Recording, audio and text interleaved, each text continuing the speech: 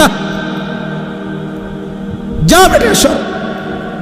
সেদিন বুঝবা দোস্ত, কাছে আইসা নবীজিকে দেইখা যখন বিতাড়িত হয়ে যাবে, তখন কি পরিমাণ কলজাটা ছিঁড়ে যাবে, তখন সে বুঝবে হায় এত বড় হাসরের ময়দানে আজ আমার কোনো আশ্রয় নাই।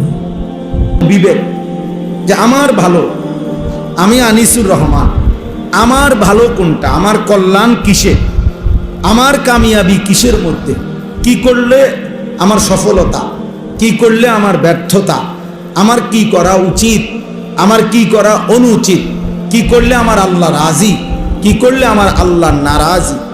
নিজের জন্য এদ্দুর যে বোঝে না, তার মতো পাগল মাতাল তার সিরা কোনো মানুষ হইতে পারে।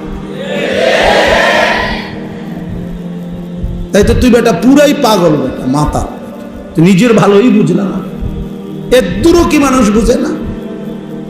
তোমার এই সারা রাত নারী দেখা, ছবি দেখা, মোবাইলে উলঙ্গ দৃশ্য দেখা, এটা যে তোমার জাহান্নামের আগুনের দিকে নিয়ে যাচ্ছে, বেওকুফ এটাও বুঝো না?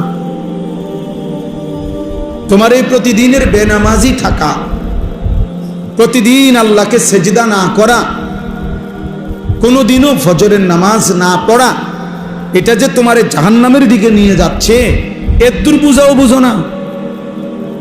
আরে নিজের বুঝটা তো একটা কুত্তাও বোঝে, নিজের বুঝটা তো একটা শুকরও বোঝে, নিজের বুঝটা তো একটা সাপ বিচ্ছুও বোঝে বেটা।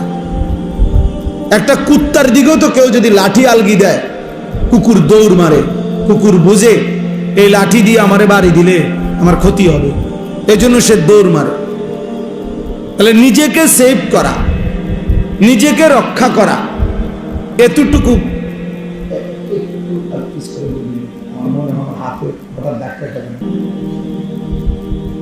জি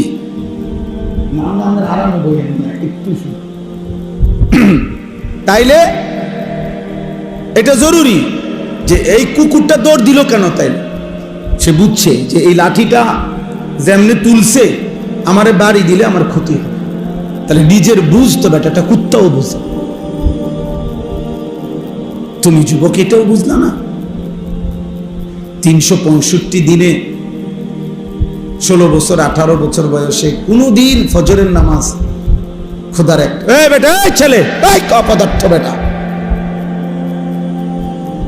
নিষেধ করলাম না বেটা মোবাইল আলগি দিতা না, ফালতু কোথাকার বেটা।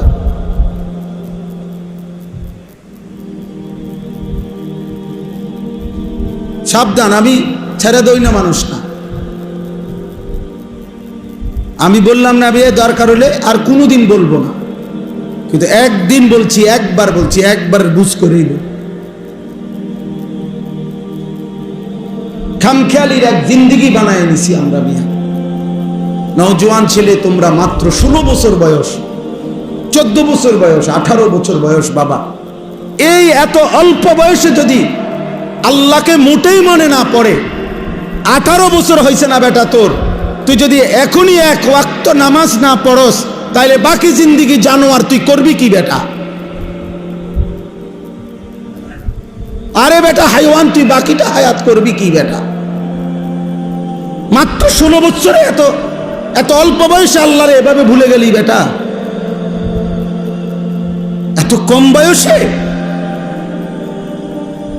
মাত্র 18 বছর বয়সে এত নারী দেখে ফেললা,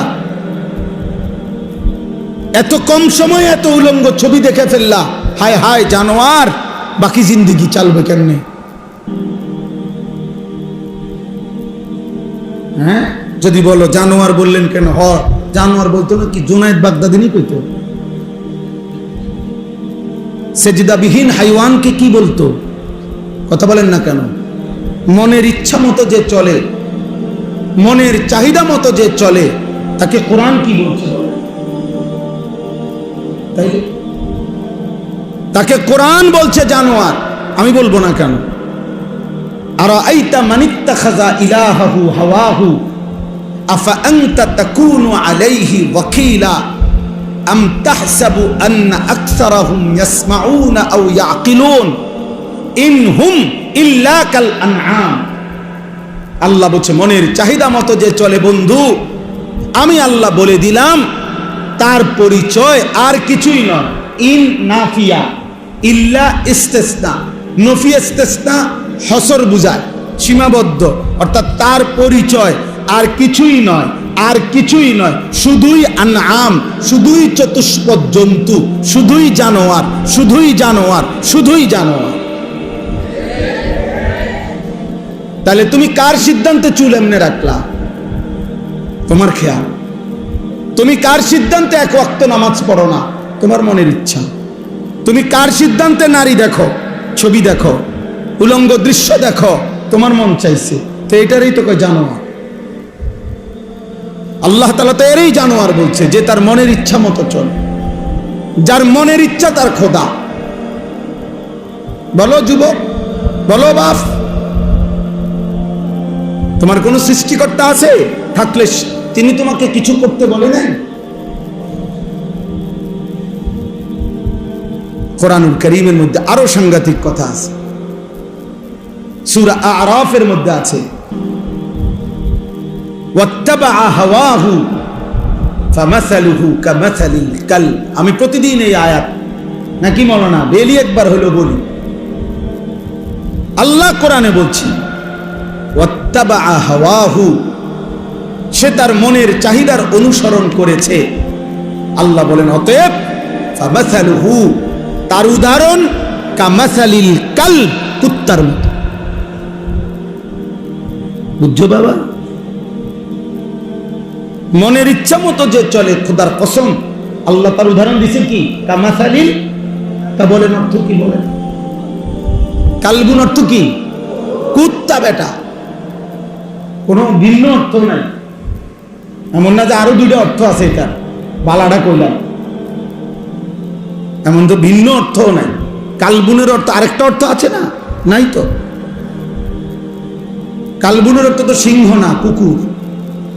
আল্লাহ বলেন ফামাসালুহু, এক বেঈমানের উদাহরণ দিতে গিয়ে আল্লাহ বলছে যে সে তার মনের চাহিদার অনুসরণ করেছে। ওয়ালাকিন্নাহু আখলাদা ইলাল আরদ, সে এই জমিনকে স্থায়ী মনে করে নিয়েছে, যে এই পৃথিবী, এই রং তামাশা, এই ফুর্তি, এটাই তার স্থায়ী। ওয়াত্তাবা হাওয়াহু, মনের চাহিদা মতো অনুসরণ করেছে। আল্লাহ বলেন তার উদাহরণ, তার দৃষ্টান্ত কামাসালিল কালব, কুত্তার মতো। ইন তাহমিল আলাইহি ইয়ালহাস আও তাতরুকহু ইয়ালহাস, কুকুরের স্বভাব। সে যদি তারে দৌড়ানি দেয় তাইলেও হাঁফায়, সে যদি দাঁড়াইয়া থাকে স্থির তাইলেও হাঁফায়, জিহ্বা লম্বা করে এমন করে। এটা কুত্তার স্বভাব। এই জন্য নাফরমান পেলেও অতৃপ্ত, না পেলেও হাজার কোটি টাকার মালিক, তবুও তার তৃপ্তি হয় না। আবার কিচ্ছু নাই, তারও তৃপ্তি নেই। এই জন্য আমার বাপ, এটা ইসলাহি মজলিস, আমাদের প্রিয়, আমাদের শ্রদ্ধেয়। আমি আজকেও মৌলানা সাইফুল্লাহ ভাইয়ের কাছে বলতেছিলাম যে বাস্তবিক অর্থেই একেবারে কোন রকমের লৌকিকতা ছাড়া এ কথাই সত্য। ছোটবেলা থেকেই আমরা ছাত্র জীবনে যে মানুষটার ওয়াজ শুনতাম, আমরা কুমিল্লা টমসম ব্রিজে নিচে বৈশা কুমিল্লায় বয়ান শুনতাম, কত সময় কতখানে এরকম মাটিতে বৈশা শ্রোতাদের সাথে ছোটবেলা থেকেই যার বয়ান শুনতাম, যিনি কোরআনুল কারীম তিলাওয়াত করলে পুরা মজমা একসাথে আল্লাহু আকবারের ধ্বনি দিয়ে উঠত, আহা, সেই মানুষ এখানে শুয়ে আছে, সেই মানুষ এখানে শুয়ে আছে। ছোটবেলায় আমরা যাদেরকে অনুসরণ করতাম, ভাবতাম তাকায়া তাকায়া যে হা এমন স্টেজ, কোনদিন যদি আমরা দুইটা লাইন বলতে পারতাম, আমাদের সেই রাহবার, বিশেষ করে আমরা যারা দুই চার শব্দ আল্লাহর কথা বলা আল্লাহ তৌফিক দিয়েছেন, আমাদের জন্য বাস্তবিক অর্থেই যিনি রাহবার ছিলেন, আমাদের সেই পরম শ্রদ্ধেয় আল্লামা হাফিজ জুবায়ের আহমদ আনসারী রহমতুল্লাহ আলাইহি। আমি আজকে বলছি, শেষ ব্রাহ্মণবাড়িয়ার বাসায় আমি হুজুরের কাছে গেছি দেখা করতে, তো ওই সময় বাড়ির থেকে জাম পাঠাইছে বড় বড়, হুজুরের বাড়ি থেকে ওই ব্রাহ্মণবাড়িয়ার বাসায়। তা আমার হুজুরে নিজের হাতে জাম খাওয়াইছে, এরকম বড় বড় মিষ্টি খুব সুন্দর জাম। আমাদের ঢাকা বিয়াম মিলনায়তনে রাবেতাতুল ওয়াইজিনদের একটা সংগঠন হয়েছিল।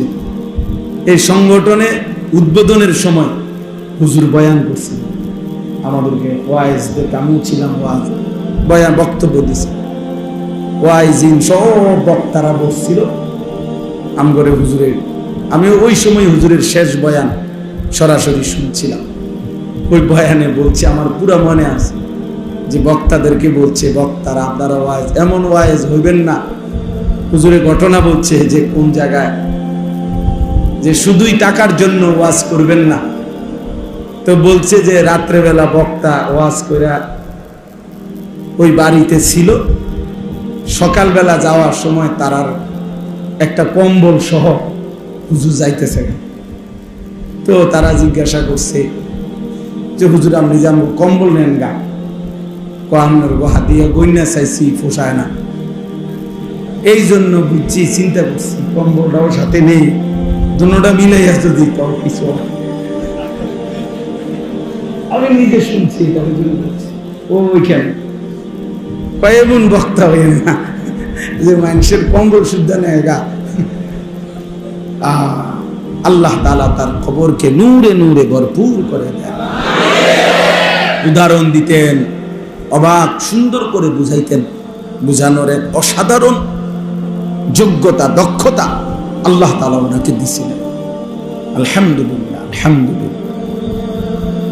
আল্লাহ তাআলা তার সন্তানদেরকে, তার এই মাদ্রাসাকে, স্বপ্নের এই প্রতিষ্ঠানকে কবুল করে নেন। তো প্রিয় ভাই, আমি দিল থেকে বলছি যে বাৎসরিক মাহফিল হোক। এবছর বাৎসরিক মাহফিলের দাওয়াতের জন্য আমারে বলছিল ওনারা, কিন্তু আমার বাৎসরিক মাহফিল যেদিন, ওই দিন আমার চট্টগ্রাম হাটহাজারীতে মাহফিল। বাংলাদেশের সবচেয়ে বড় একটা মাহফিল হয় চট্টগ্রামে, 3 দিন ব্যাপী আলামিন সংস্থার মাহফিল। ওই মাহফিল ওই না, আমারও দাওয়াত আছে। তো এই কারণে আমি বলছি আমি থাকতে পারব না। আমি এমনিতেই একটা ইসলাহি মজলিস করেন, আমি একদিন আপনাদের এখানে যাব। পরে আমি এই ডেটটা নিজের থেকে দিছিলাম। তা আমার আজকেও কথা, আলহামদুলিল্লাহ, মুরব্বী ওলামায়ে কেরাম, মাদ্রাসার আসাতেজায়ে কেরাম সবাই আছেন। ইনশাআল্লাহ আমি দিল থেকে বলি যে এখানে যেন 3 মাসে হোক, 2 মাসে হোক, ত্রৈমাসিক হোক, একটা ইসলাহি মসজিদ, বছরে 4টা হোক, প্রয়োজনে 3টা ইসলাহি মসজিদ হইল, একটা বাৎসরিক মাহফিল হইল। এইভাবে যেন ধারাবাহিকভাবে আমাদের হুজুরের আপনার স্মরণেই যেন এখানে যিনি সারা জীবন আল্লাহর কথা বলছেন, তার এই মাদ্রাসা মসজিদ থেকে যেন নিয়মিত আল্লাহর কথা, দ্বীনি বয়ানাত, এখান থেকে যেন ইসলাহি মজলিসটা ধারাবাহিক হয়। আমি ইনশাআল্লাহ, আমি নিজেও সুযোগ দেওয়ার চেষ্টা, আমার আল্লাহ তৌফিক দিলে আমিও চেষ্টা করব।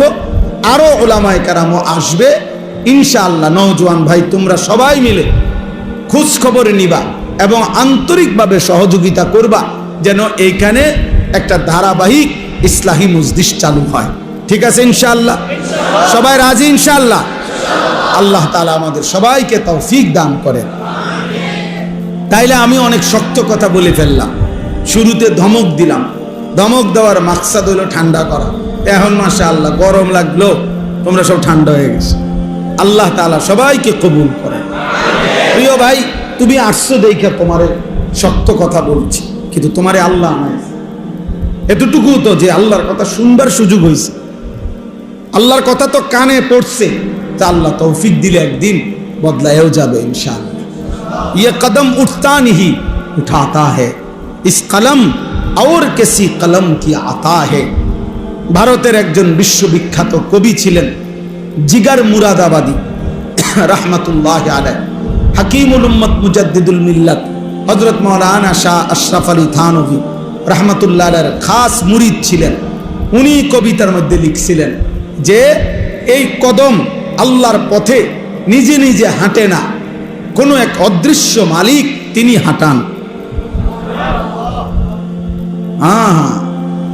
তাইলে ये कदम उठता नहीं उठाता है, এবং তিনি বলেন আল্লাহর কথা যেই কলম লেখে, এই কলম নিজে নিজে লেখে না, বরং লৌহে মাহফুজের কলম থেকে কালি নিয়ে এই কলম লিখতে থাকে।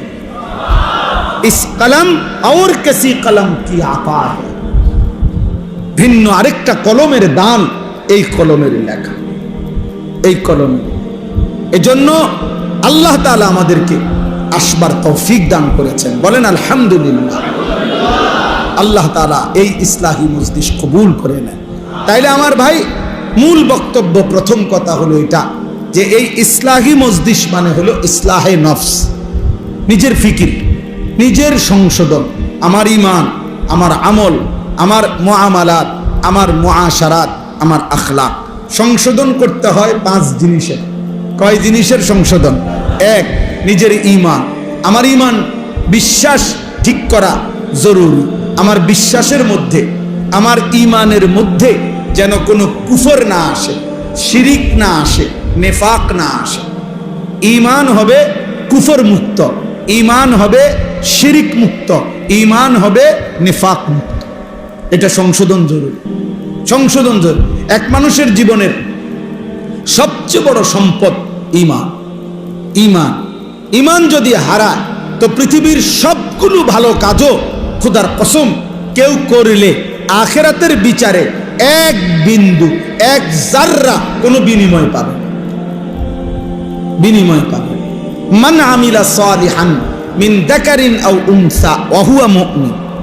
আল্লাহ তাআলা বলেন, পুরুষ কিংবা নারী যেই নেক আমল করে, তবে শর্ত হইল অহুয়া মুমিন, ঈমান ঠিক অবস্থা, ঈমান অবস্থায়, ঈমান অবস্থায় পুরুষ কিংবা নারী যেই নেক আমল করবে, ফালা নুহইয়ান্নাহু হায়াতান তাইয়্যিবা, আমি আল্লাহ তাকে দুনিয়াতেই একটা উত্তম পবিত্র আরামের জীবন দান করব। ওয়ালা নাজজিয়ান্নাহুম আজরাহুম বিআহসানি মা কানু ইয়ামালুন, এবং আমি আল্লাহ তার প্রত্যেকটা নেক আমলের বিনিময়ে আখিরাতে জান্নাতের সর্বোত্তম বিনিময় দান করব। তাহলে শর্ত হলো ঈমান। শর্ত হলো কি? কোরআনে আছে, ওয়ামান আরাদাল আখিরাতা ওয়া সাআলাহা সাইয়াহা ওয়া হুয়া মুমিন ফাউলাইকা কানা সাইয়ুহুম মাশকুরা। আল্লাহ তাআলা বলেন, তোমাদের মধ্য থেকে যারা যারা আখিরাত চায় এবং আখিরাতের জন্য, জান্নাতের জন্য সর্বোচ্চ মেহনত করে, ওয়া সাআলাহা সাইয়াহা, তার জন্য মেহনত করে, আমলের মেহনত, আল্লাহ বলেন ওহুয়া মুমিন। হ্যাঁ, শর্ত হলো ঈমান অবস্থা, ঈমান অবস্থায় আখিরাতের আশায় যে সর্বোচ্চ মেহনত করে, ফাউলাইকা কানা সাইয়ুহুম মাশকুরা। আল্লাহ তাআলা বলেন, তার প্রত্যেকটা মেহনত ঈমান ঠিক রেখে যাই করবে তাই আল্লাহর কাছে প্রশংসিত হবে, কৃতজ্ঞতার উপযুক্ত হবে। আল্লাহ তাআলা সেটা ধন্যবাদের সাথে গ্রহণ করে নেবেন। এজন্য ঈমান আমাদের সংশোধন জরুরি। আমার অজান্তে যদি আমি ঈমান হারা হয়ে যাই, কোনো কথা দ্বারা, কোনো শব্দ দ্বারা, কোনো বিশ্বাসের দ্বারা, কোনো আচরণের দ্বারা যদি আমার শিরিক হয়, কুফর হয়, নেফাক হয়, প্রিয় ভাই, প্রিয় বাপ, সবার জন্য, আমার জন্য, তাইলে আমার আখিরাত বরবাদ, তাইলে আমার আখিরাত বরবাদ। শিরিক মুক্ত ঈমান, শিরিক মুক্ত ঈমান জরুরি। জন্য শুধুমাত্র কালেমা লা ইলাহা ইল্লাল্লাহ এটা আমি মুখস্থ বলতে পারি, এতটুকুই যথেষ্ট না। নবীজি সাল্লাল্লাহু আলাইহি সাল্লাম বলছে, আল ঈমানু বিদউন ওয়া সাবউনা শুবা, ঈমানের 70টার চাইতে বেশি শাখা প্রশাখা আছে, ডালপালা। তো মুহাদ্দিসিনে কেরাম, উলামায়ে কেরাম সর্বোচ্চ গবেষণা করে তারা বের করছে ঈমানের 77টা শাখা। কয়টা? তো ফাআফদালুহা কাউলু লা ইলাহা ইল্লাল্লাহ, ঈমানের সবচেয়ে বড় শাখা লা ইলাহা ইল্লাল্লাহ, এই কালেমাটা বলা। তাহলে এটা তো ঈমানের একটা শাখা বড়, কিন্তু বাকি 76টা, বাকি 76টা কই? তাহলে আমার খবর নেওয়া উচিত। আমার খুলনার হযরত, বাংলাদেশের অন্যতম একজন বুজুর্গ, করাচি হযরত রাহমাতুল্লাহ আলাইহির খলিফা হযরত মাওলানা মুফতি নুরুল আমিন সাহেব, হযরত বলেন যে একজন মানুষের একেবারে বইয়ের মতো কাগজের মধ্যে, লিফলেটের মধ্যে, হ্যান্ডবিলের মধ্যে নিজেরা ৭৭টা ইমানের শাখা লিখা উচিত এবং একটা একটা করে নিজের জীবনের সাথে মিলাইয়া টিক চিহ্ন দেওয়া উচিত। আছে কোনটা, নাই কোনটা। কি ভাই, উচিত না এটা? আছে কোনটা, নাই কোনটা। তাইলে না আমার ইমান পূর্ণ হলো। এটা আমারও উচিত, এটা আপনাদেরও উচিত, এটা তালেব ইলমদেরও উচিত, এটা ওস্তাদদেরও উচিত, এটা আলেমেরও উচিত, এটা আওয়ামেরও উচিত। ইমান বুঝাই দিতে হবে আল্লাহকে।